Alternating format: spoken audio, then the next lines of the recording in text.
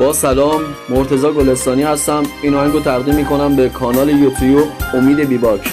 با تشکر از اسپانسر عزیز امید بیباک.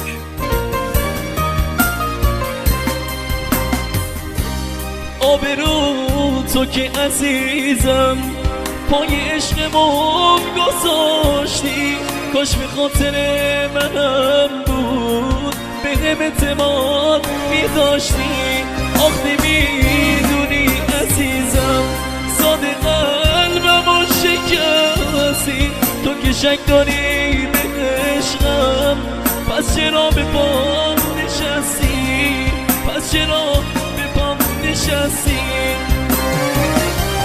من که تا آخر عمرم با عشق تو میشینم، آره میشکنم چه ساده وقتی شک تو میبینم. من که تا آخر عمرم با عشق تو میشینم، آره میشکنم چه ساده وقتی شک تو میبینم.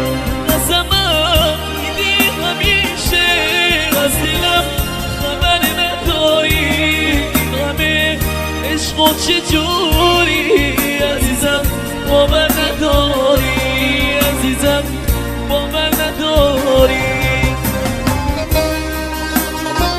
قصه عشق من و تو آره اینجوری شروع شد. وقتی دستمو گرفتی زندگیمون زیری رو شد. یادته کنار دریا همیشه بودی تو پیشم، وقتی عشق تو میدیدم جمع میشد اشک توی چشمم، جمع میشد اشک توی چشمم.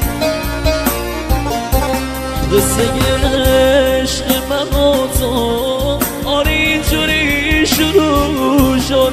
وقتی دستمو گرفتی زندگیمون زیر رو شد. یادته کنار دریا همیشه بودی تو پیشم، وقتی عشق تو میدیدم جمع میشد اشک توی چشمم. یادته کنار دریا همیشه بودی تو پیشم، وقتی عشق تو میدیدم جمع میشد اشک توی چشمم.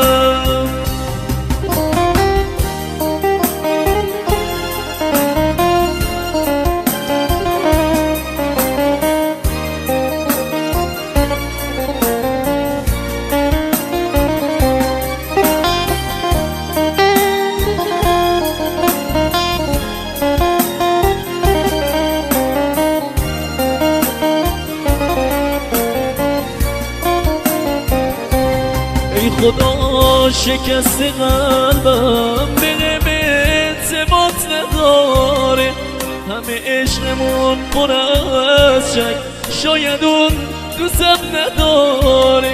من که میمیرم خدایا روح ماهشو نبینم، تو خودت بهش بفهمون اونه تنها بهترینم. من که میمیرم خدایا روح ماهشو نبینم، تو خودت بهش بفهمون اونه تنها بهترینم.